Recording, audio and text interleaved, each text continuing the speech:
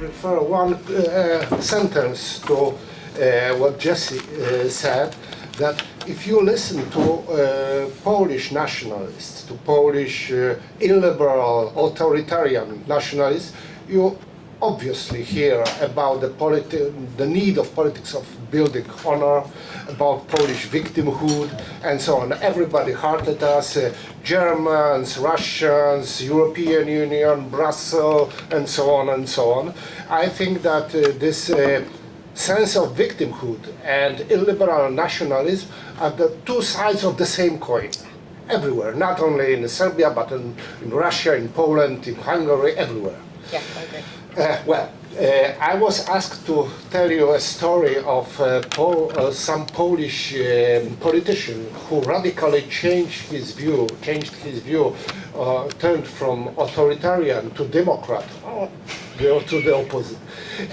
Since my English is not very perfect, I prepared my speech in writing. I hope you don't mind if I read it up.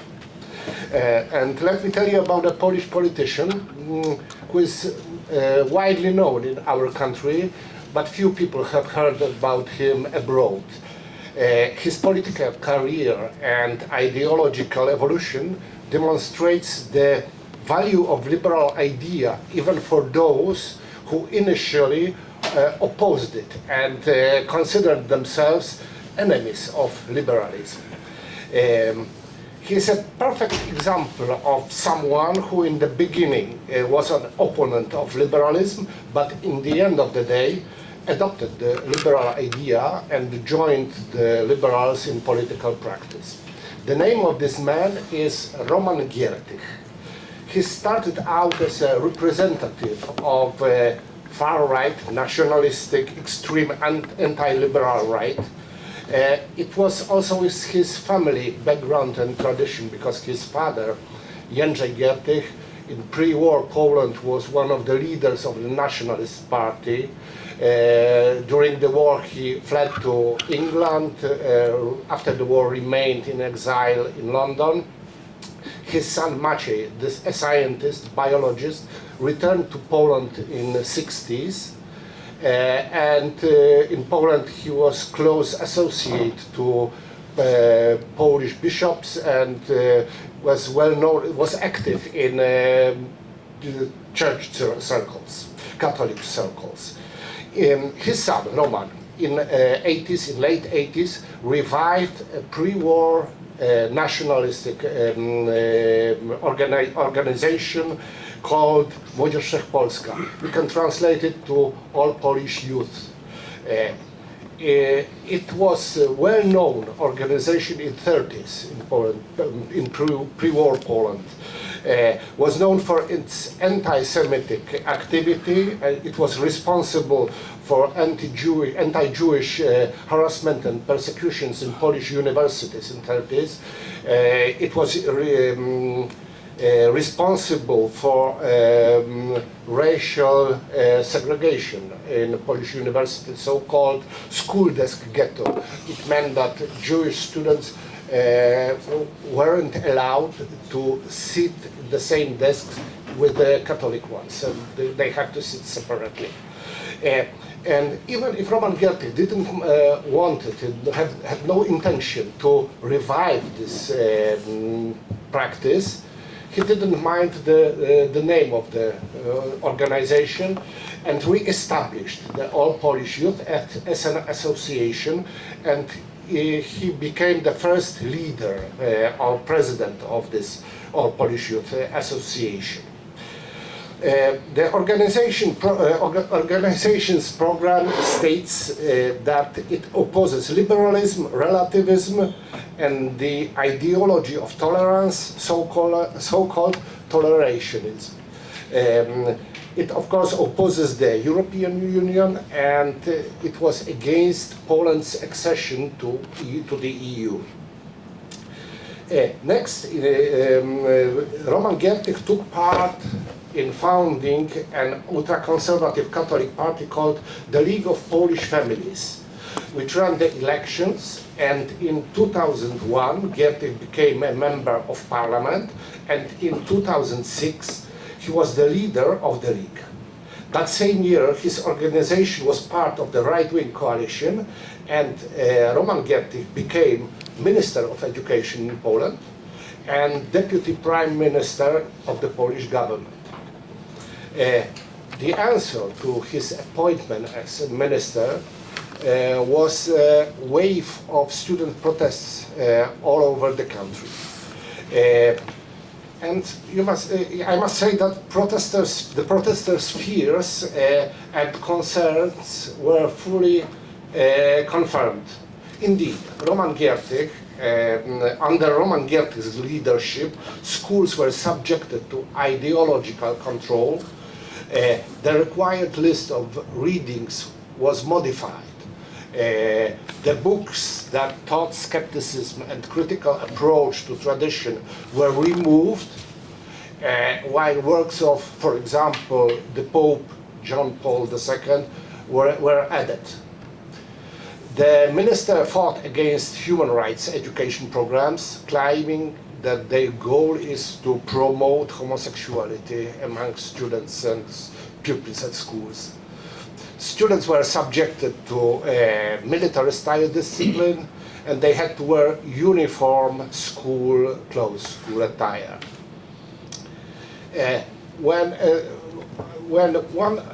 one student committed suicide in Poland, Roman Giertych, the minister, used this case as a justification to announce so-called zero-tolerance program, under which patrols consisting of education board officials and police officers were sent to schools.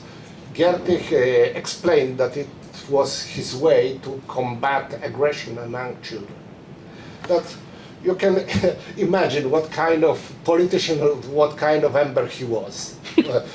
And now let's pause for a moment the chronology of this story and fast forward 17 years, and let's jump to the December 2024.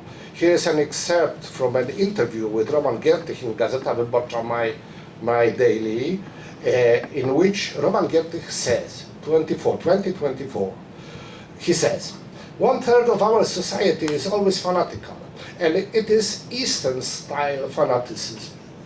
You discovered this Eastern part in yourself," says the journalist, and Giertych replies, "If you look at my life, yes, that's how it looks.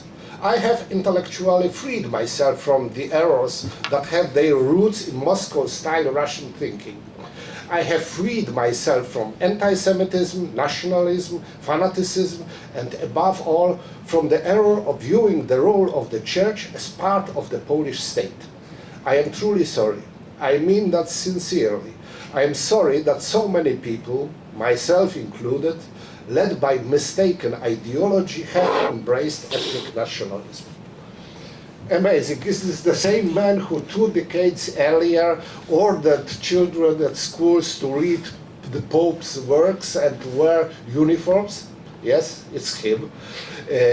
What's more, he is now a member of a parliament for the Liberal Party, the close associate to Prime Minister Donald Tusk, and as a lawyer, since he is also a lawyer, an attorney, he represented Tusk himself and members of his family in lawsuits against right-wing politicians and institutions.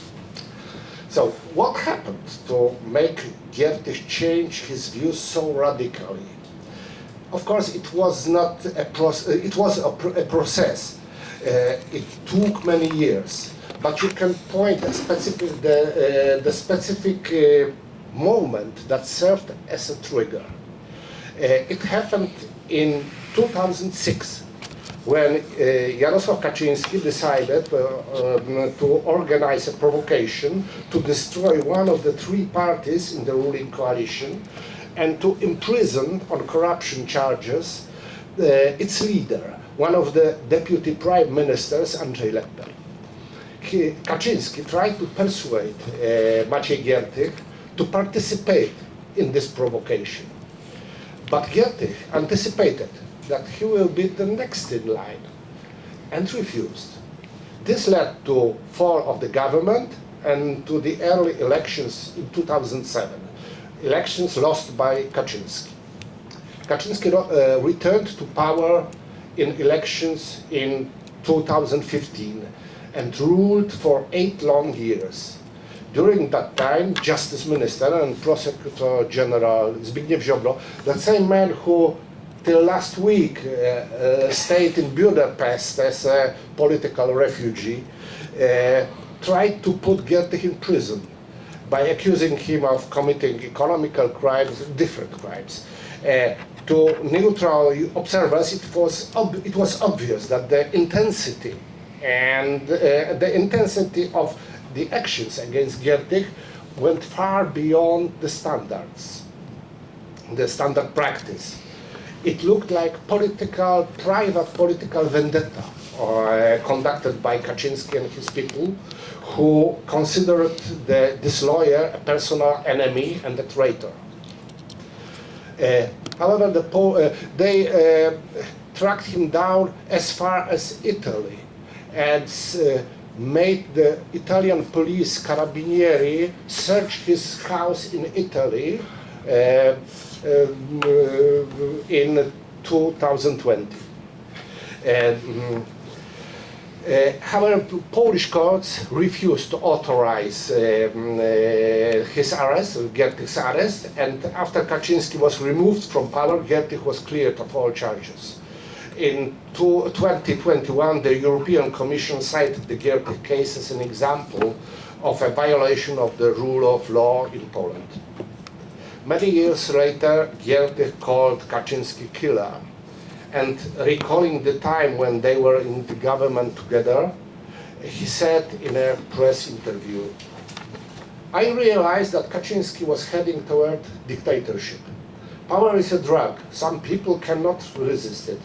That is precisely what turned me away from Kaczynski. After all, I didn't quarrel with him over political views, but over the fact that he wanted to change the democratic system into an autocracy. The state system is something above political views. To be able to argue about views, there must be democracy. If someone questions the democratic system, other disputes are irrelevant." And so a former nationalist, a man who once wanted to combat tolerationism and impose his own value system on others, to enforce people to live the way he wanted them to live, came to appreciate liberal democracy and embrace the rule of law.